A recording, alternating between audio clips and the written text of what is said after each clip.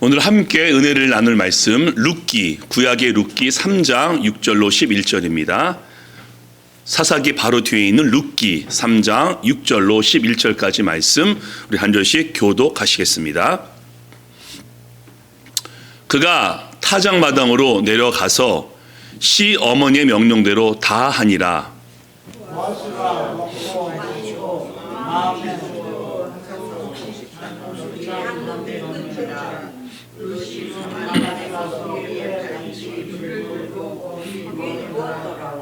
밤중에 그가 놀라 몸을 돌이켜 본즉 한 여인이 자기 발치에 누워 있는지라.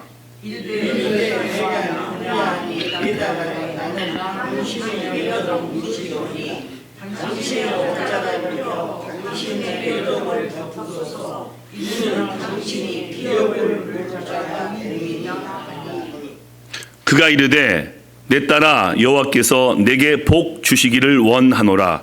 내가 가난하건 부하건 젊은 자를 따르지 아니하였으니 내가 베푼 인애가 처음보다 나중이 더하도다.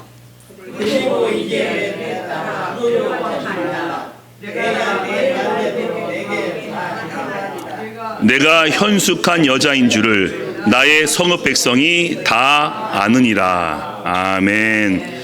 오늘 이 본문을 중심으로 해서 말의 능력 시리즈 세 번째로 보아스의 표현 방식 함께 나눠보겠습니다. 사랑하는 교회 가족 여러분, 이런 말이 있죠. 침묵은 금이다. 어떤 의미죠? 누군가와 이렇게 대화를 하다가 오해가 생길 수 있고 갈등이 발생할 수 있으면은 좀 말을 멈추고 듣기에 집중하라. 그러면은 충돌을 면할 수 있다. 뭐 그런 의미입니다. 그래서 말을 많이 해서 실수하기보다는 침묵하는 것이 지혜롭다. 뭐 이런 뜻입니다. 근데 이런 의미는 아니죠. 말을 하지 말라. 특별히 집에서 말을 하지 않냐고 가족들에게 표현하지 말라 이런 뜻은 아닙니다. 만약에 가족들에게 표현하지 않으면요, 남편이 아내의 마음을 어찌 알 수 있겠으며 아내가 남편의 마음을 어찌 알 수 있겠습니까? 그리고 가정에서 아무런 말도 하지 않기 때문에 나의 소식을 다른 사람에게 가족이 듣게 되면요 얼마나 서운하겠습니까? 게다가 우리는 굉장히 많은 말을 합니다. 근데 그 말이 남을 세워주고 격려하고 축복하는 말인지 아니면은 말을 하지 않거나 입을 열면은 혹시 닦아내리고 부정하는 말일 때 가족의 마음은 어떠하겠습니까? 5월은 가정의 달입니다. 다시 한번 여러분의 가정 가운데 하나님의 은혜가 넘치길 축복하며 여러분의 가족들이 형통하시기를 예수님의 이름으로 축복합니다. 아멘. 자, 그래서 가정을 더 잘 섬기기 위해서 말의 능력 세 번째 말씀을 나누고 있으니 오늘은 주인공이 룻과 보아스입니다. 이 성경을 보시면요, 이 사랑 고백이 참 많습니다. 아담이 하와에게 내 뼈 중에 뼈요 내 살 중에 살이라, 인류 최초의 사랑 고백이자 너는 나다라고 하는 놀라운 고백입니다. 또 솔로몬도요, 아가서 말씀 보시면요, 술람이 여인에게 내가 너를 사랑하여 내가 병들었도다 라고 표현할 정도로 솔로몬이 사랑에 빠져 있었습니다. 그리고 오늘 룻과 보아스의 사랑 고백인데 특이한 게 있습니다. 룻이 여인이지 않습니까? 룻이 먼저 보아스에게 프로포즈 청혼을 합니다. 그때 룻은 어떻게 표현했으며 프로포즈를 받은 그 보아스는 어떻게 표현합니까? 그래서 오늘 특히 이 보아스의 표현 방식을 통해서 우리가 어떻게 말하고 표현하는 것이 좋은 것인지 함께 나누기를 소망합니다. 자, 첫 번째입니다. 우리에게는 나만의 표현 방식이 있습니다. 미국에서 정착하시고 사시는 것 어떠신가요? 전 참 좋습니다. 좋은 점이 많이 있는데 어려운 것도 있죠. 사실 고향을 떠나서 다른 곳에 있다는 것이 그 자체가 어려울 수 있고요. 사실 한국과 미국의 여러 가지 문화적인 차이, 생활 방식의 차이가 있습니다. 특히 영어 때문에 힘드시죠. 오래 살았어도 영어의 한계를 느끼면서 영어가 막힐 때마다 전 이런 생각을 합니다. 왜 바벨탑을 쌓아서 언어를 나눠지게 했을까라는 그런 생각이 들 때가 참 많이 있습니다. 근데 여러분 아시죠? 가정에도 가족 사이에 다른 언어가 있습니다. 남편의 언어와 아내의 언어가 다를 수 있습니다. 말은 똑같은데 의미가 다를 수 있거든요. 왜? 남편은 남편의 성장 배경과 가정 환경이 있고 좋아하는 기호와 특성이 있기 때문에 그 말의 표현이 다를 수 있고요. 아내도 나름대로의 성장 배경이 있었기 때문에 아내와 남편이 똑같은 말을 하고 있을지라도 의미는 다를 수 있습니다. 게다가 남자와 여자는 많이 다릅니다. 예를 들어서 남자가 어떤 문제를 얘기할 때는요, 이게 문제가 많아 라고 얘기할 때는요, 그 문제를 처리하고 싶은 겁니다. 문제가 있기 때문에 빨리 고치고 싶은 거죠. 하지만 일반적으로 여자가 어떤 문제를 얘기할 때는 일의 처리보다는 그 감정을 얘기하고 싶은 겁니다. 그 문제 때문에 내 마음이 힘들어 라고 얘기하는 것입니다. 그리고 문제 해결은 그 다음입니다. 그래서 여자분이 뭔가를 얘기할 때는 들어줘야 됩니다. 그리고 그 다음에 일을 처리해 주는 것이 순서가 맞기 때문에 여러분 유명한 책 있지 않습니까? 화성에서 온 남자, 금성에서 온 여자, 베스트셀러입니다. 얼마나 다른 존재인지 남자는 화성에서 왔고 여자는 금성에서 왔더라고 그렇게 표현하고 있는데 맞습니다. 그러다 여러분 가정에서 부모와 자녀의 언어가 다릅니다. 표현 방식도 다르고 말 표현도 다르죠. 자, 부모는요 한국말이 더 편하고요 한국 문화권입니다. 우리 자녀들은 영어가 훨씬 편하고 영어 문화권입니다. 어찌 같을 수 있겠습니까? 게다가 쌍둥이도 세대 차이가 있는데 부모와 자녀 사이에 세대 차이는 말할 것도 없습니다. 그래서 우리는 부모의 표현 방식이 무엇인지 자녀가 조금은 이해해야 되고요. 또 부모도 그 자녀의 표현 방식과 그 가치관을 이해해야 됩니다. 이해하지 않으면요 답답하고 가슴을 치게 될 겁니다. 왜? 다른 겁니다. 여러분 틀린 게 아닙니다. 오해하시면 안 됩니다. 너는 틀려가 아니라 너는 다르기 때문에 나랑 맞추자라고 마음을 넓게 오픈하셔야 됩니다. 제가 그 펜실바니아에 그 목회하는 친한 목사님이 있는데 이 목사님이 그 펜실바니아 쪽에서 목회하는 것을 그 옆집 이웃이 알게 되었습니다. 그러니까 같은 지역에서 한인 교회가 있고 그 미국 이웃이 알게 된 거죠. 하루는 그 제 친한 목사님을 찾아와서 이 미국 이웃이 이렇게 얘기합니다. 너 목회하지?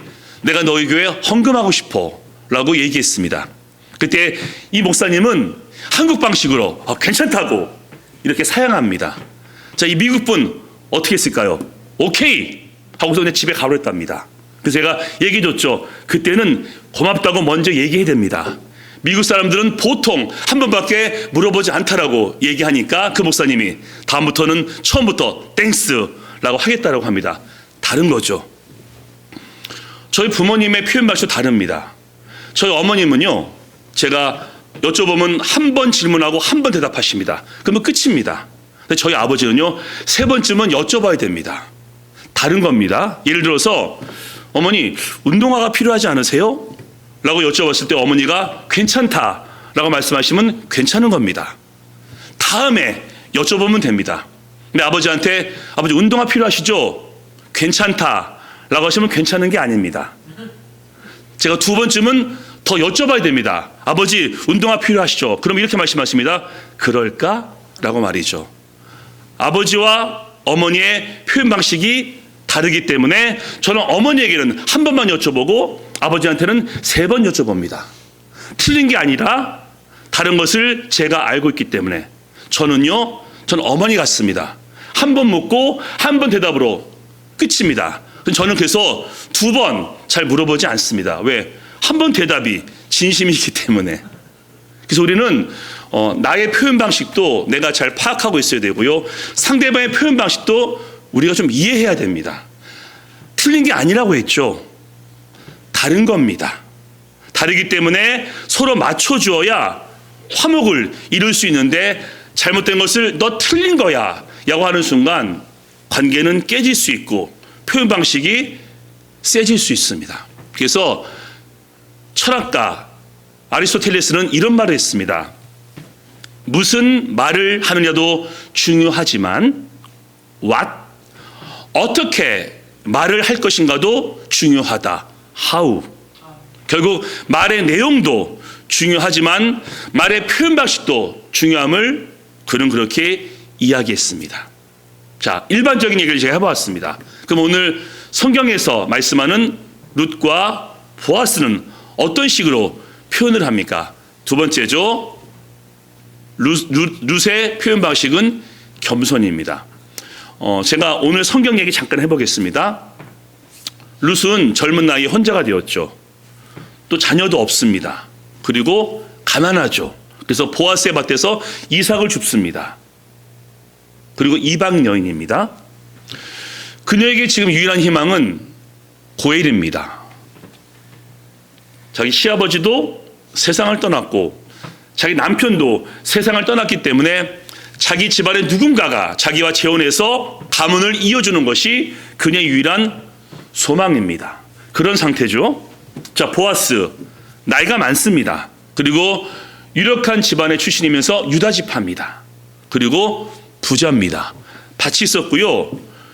종들이 있었고 그 종들을 관리하는 매니저도 있었기 때문에 부자였습니다.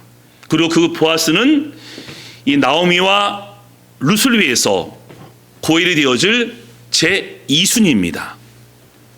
이 룻이 어느 날 밤 보아스에게 당돌하고 무리한 행동을 하니 잠을 자고 있는 보아스의 침실로 들어갑니다. 그때 보아스가 깜짝 놀라 자 이렇게 물어보죠. 자, 그 다음 말씀입니다.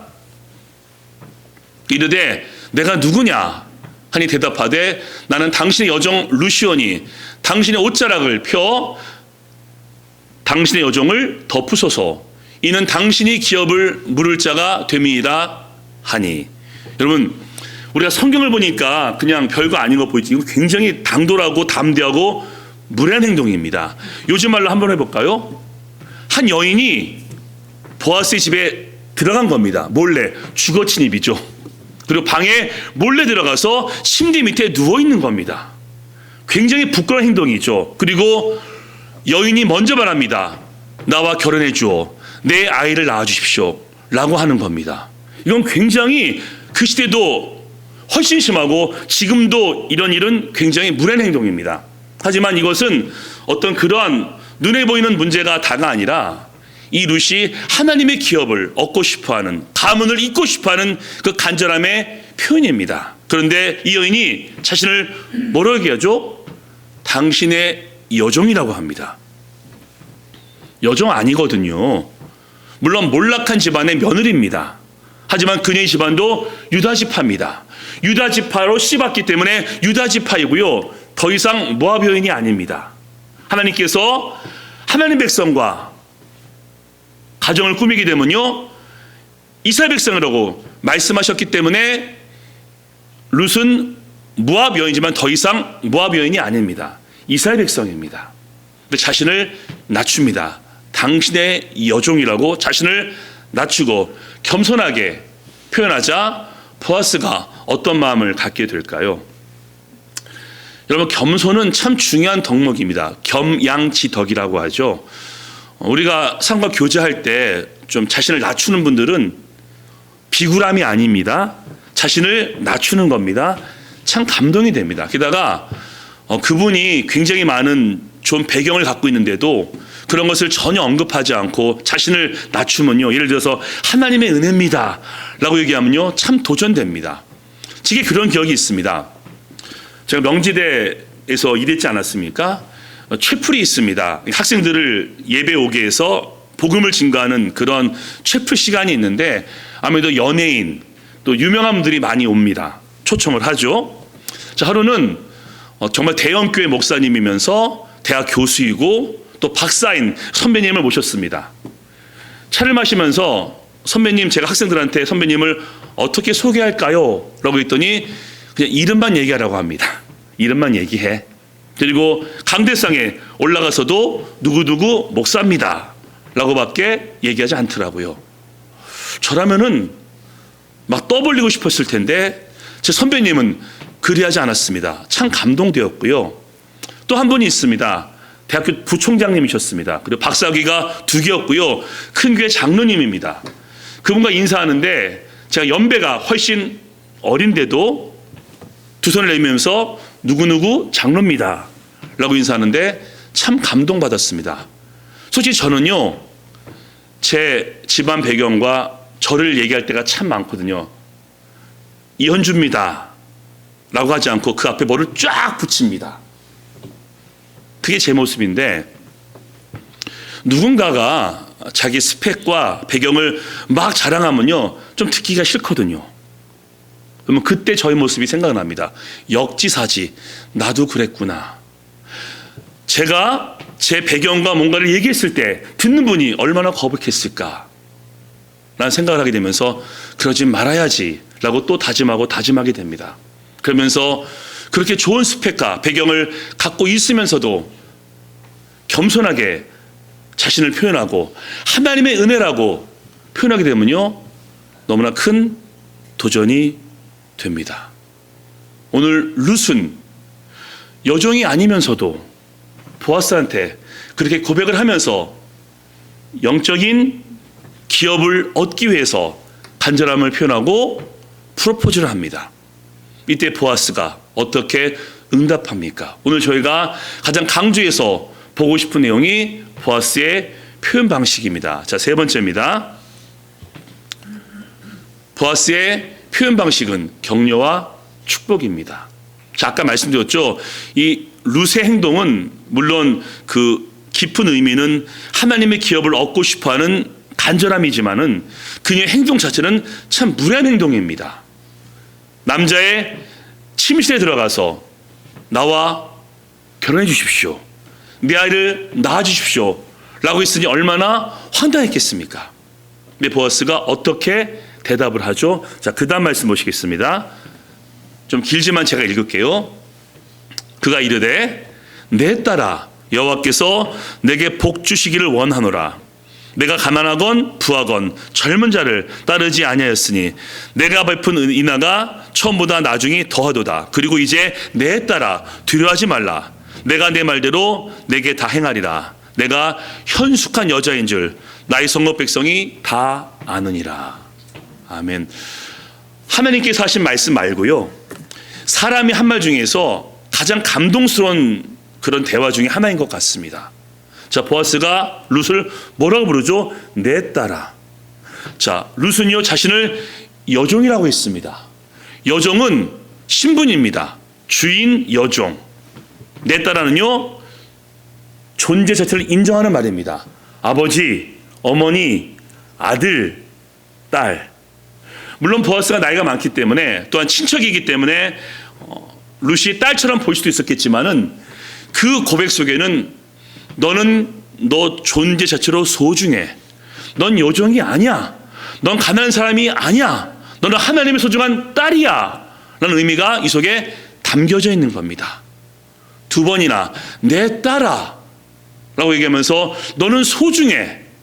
넌 그런 존재야. 라면서 여종이라 고백한 룻을 내 딸이라고 격상시켜 줍니다. 또 뭐라고 하죠? 너는 현숙한 여인이다. virtuous. 넌 고결하다. 사실 행동 자체는 지금 고결하지 않거든요. 하지만 하나님을 향한 그 마음을 그녀가 보인 것을 보아스가 알고 있었고, 특별히 이 룻이 고향을 떠나 하나님께 돌아왔음을 보아스가 알고 있었고, 그 시어머니 나오미에게 어떻게 하는 것인가를 다 알고 있기 때문에 현숙한 여인이라고 칭찬하며 이렇게 말합니다. 너의 현숙함을 모든 사람들이 다 알고 있다 라고 말이죠. 내 딸아 너는 현숙하다 라고 격려하고 축복해 줍니다. 근데 또 하나가 있죠. 여호와께서 내게 복 주시기를 원하노라. 아멘. 지금 이 나오미, 룻의 집안은 몰락했습니다. 모압에 가서 재산을 다 탕진했고요. 빈털털 돌아왔기 때문에 나오미가 나를 더 이상 나오미라 부르지 말라, 말하라 하라, 쓰다라는 뜻이거든요. 그리고 이 룻은 나오미의 며느리인데 밭에 가서 이삭을 줍는 그런 신세입니다. 근데 보아스가 복을 빕니다. 너희 집안이 지금은 어렵지만은 하나님께서 함께 하셔서 다시 회복되기를 축복한다 라면서 그녀를 위로해 줍니다. 여러분 어떠십니까? 저 고백들. 내 딸아, 너는 현숙하다. 그리고 여호와께서 내게 복 주시기를 원한다. 이 고백만으로도 아직 사건이 끝나지 않았습니다. 하지만은 룻은 창피함을 무릅쓰고 보아스를 찾아왔는데 이 말을 듣는 순간 위로가 되었고 큰 격려가 됩니다. 말 한마디로 사람을 살릴 수 있는데 보아스는 룻을 살려주면서 그녀를 일으켜 세워줍니다. 그래서 룻이 이런 고백을 합니다. 당신의 말이 내게 위로가 되었고 당신의 말이 내게 기쁨이 되었습니다 라고 그렇게 표현합니다. 자, 이제 우리 한번 얘기를 한번 해보죠. 우리에게 언어가 있지 않습니까? 말. 이게 왜 필요할까요? 먼저 하나님을 예배하기 위해서. 하나님 감사합니다. 하나님 영광 돌립니다. 하나님을 예배하기 위해서 말이 필요합니다. 물론 주님은 우리의 속마음으로 예배를 받겠지만은 우리의 고백을 기뻐하시기 때문에 우리는 이 입술을 통해서 하나님을 예배하고 경배해야 됩니다. 그리고 사람을 위해서 말이 있는 겁니다. 내 마음이 어떤지 표현하지 않겠습니까? 나 이것이 필요해. 내 마음이 지금 이러라고 내 의사를 밝히기 위해서 언어가 필요하고요. 제가 믿기에는 사람을 세우고 가족을 축복하고 가정을 회복하기 위해서 말이 있는 겁니다. 제가 잠깐 설교를 멈추겠습니다. 한번 생각해 보십시오. 이번 일주일 동안 남편과 아내에게 뭔가 말을 했을 터인데 내 자녀한테 뭔가 말을 했을 터인데 어떠셨습니까? 그 말이 격려와 축복의 말인지 아니면은 부정적인 말인지 심각하게 한번 돌아보시길 소망합니다. 예, 꾸준히 해야 됩니다. 혼도 내야 되고요. 하지만 그 두 개가 밸런스를 이뤄야 되고요. 칭찬을 훨씬 더 많이 하셔야 됩니다. 왜? 사람은요, 아니요, 여러분은요, 저는요, 칭찬 10마디보다 부정적인 말 한마디에 의기소침합니다. 그렇죠? 좋은 얘기를 아무리 많이 들어도 한마디 공격하면요, 그것 때문에 좋은 것을 다 잊어버리고 그 나쁜 말만 마음속에 기억하는 것이 우리 인간의 모습입니다. 그리고 하나님께서 내게 주신 가족입니다. 우리의 자녀이고 소중한 아내이며 남편입니다. 다른 사람들한테는 집 밖에서는 나이스하게 친절하게 얘기하면서 정작 집에서는 내 가족한테 함부로 말한다라면은 아니지 않습니까? 여러분 이런 말이 있습니다. 꽃으로도 때리지 말라. 이게 어떤 의미입니까? 좋은 마음을 갖고 있다 한들 말로써 공격하지 말라 이런 뜻이고요. 내 가족이니까 편하잖아, 가깝잖아 라고 하면서 말을 함부로 하는 것은 옳지 않습니다. 그리고 축복하고 세워주고 격려해야 되는데 기억나시죠? 듣기는 속히하고 말하기는 더디하고 성내기는 더디하라고 했는데 듣지는 아니하고 말하기도 빨리 하고 성내기도 빨리 한다라면은 우리 가족들은 그 마음이 어떠하겠습니까? 전 그래서 예수님이 너무 좋습니다. 제가 성경 말씀 중에서 좋아하는 본문 중에 하나가 요한복음 9장입니다. 제가 또 조만간에 설교할 테겠지만요. 한 청년이 있었습니다. 날 때부터 눈이 멀었죠. 불쌍한 사람입니다. 그리고 어려웠기 때문에 구걸을 합니다. 자, 그날도 광장에서 눈이 멀은 채로 구걸하고 있었습니다. 12 제자가 그를 보고서 어떻게 얘기하죠? 예수님, 이 사람이 눈이 먼 것은 누구 죄 때문입니까? 부모입니까? 이 사람 자신입니까? 라고 예수님께 물어보는데 바로 눈 앞에서 그렇게 합니다. 다 들립니다. 눈이 안 보이는 것도 지금 서러 죽겠고 손을 벌려서 다른 사람에게 도움을 청한 것도 비참한 지경인데 12제자가 경솔하게 바로 그 앞에서 누구의 죄 때문에 눈이 먼 것이냐고 그렇게 물어보니 이건 정말 그 사람한테 또 빗을 꽂은 겁니다. 예수님이 뭐라고 말씀하시죠? 정말 멋있습니다. 부모의 죄 때문도 아니고 이 사람의 죄 때문도 아니다. 하나님의 영광으로 해서 그리하신 거라라고 말씀하시는데 와, 우리 예수님, 그 예수님이 제 아버지이고 우리 아버지인 것이 얼마나 감사한지 모릅니다. 평생 처음 들어본 말일 겁니다. 하나님의 영광을 위해서 내가 눈이 먼 거야? 물론 답답했겠지만요. 그리고 그 말을 들었기 때문에 예수님께서 진흙을 바르고 뛰어가서 못의 눈을 씻으라 라고 말씀했을 때 그렇게 순종할 수 있었습니다. 여러분 많이 들어보셨죠? 이런 화초에도요, 사랑해, 참 이쁘다 라고 얘기하면요 싱싱하게 성장하는 것이 임상 결과 밝혀졌습니다. 근데 이 꽃에게 너 미워해 막 이렇게 나쁜 말 하면요 신다라고 합니다. 임상 결과입니다. 그리고 2000년 초반부에 이런 책을 보신 적이 있을 겁니다.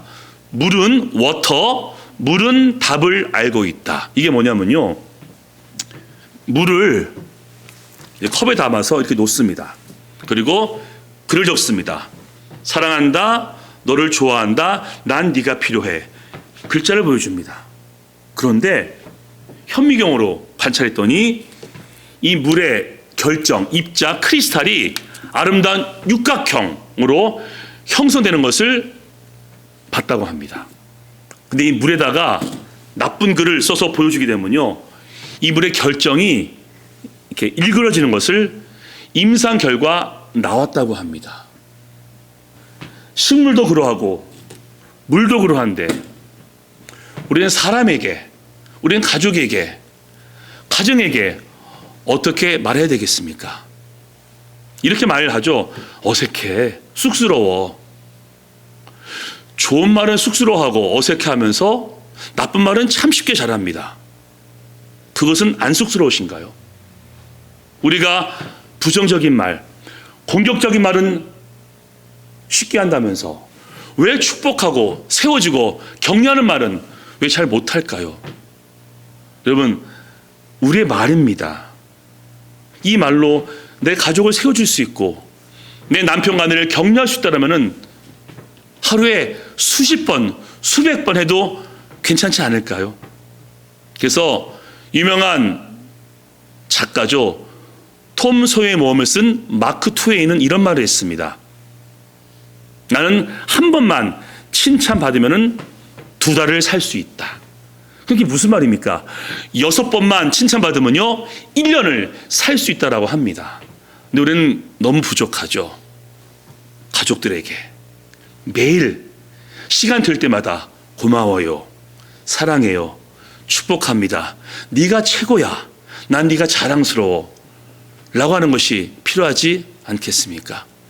물도 그러하고 식물도 그러한데, 그리고 우리의 입술이 하나님을 예배하는 그런 거룩한 입술인데 이 입술로서 가족을 축복하지 아니하고 입술로 누군가를 공격하고 어렵게 한다면 하나님께서 기뻐하지 않으실 겁니다. 이거는요 결심으로 끝날 얘기가 아닙니다. 하셔야 됩니다.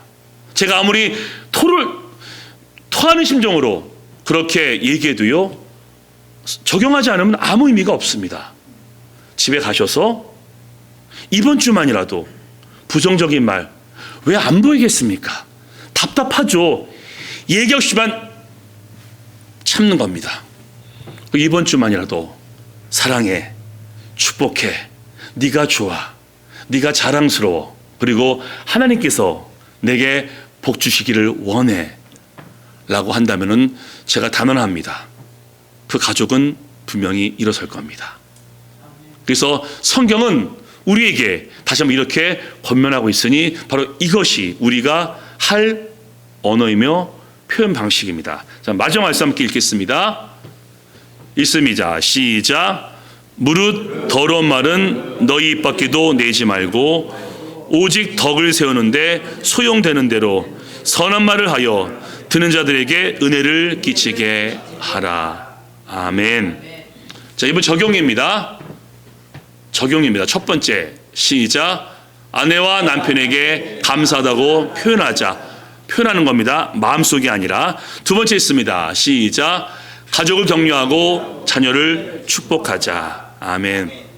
이번 주 가족들에게 감사하다고 더 많이 표현하시고 자녀들 격려하시고 축복하심을 통해서 여러분의 가정과 가족이 더욱더 복되고 행복하시기를 예수님의 이름으로 간절히 축원합니다. 아멘.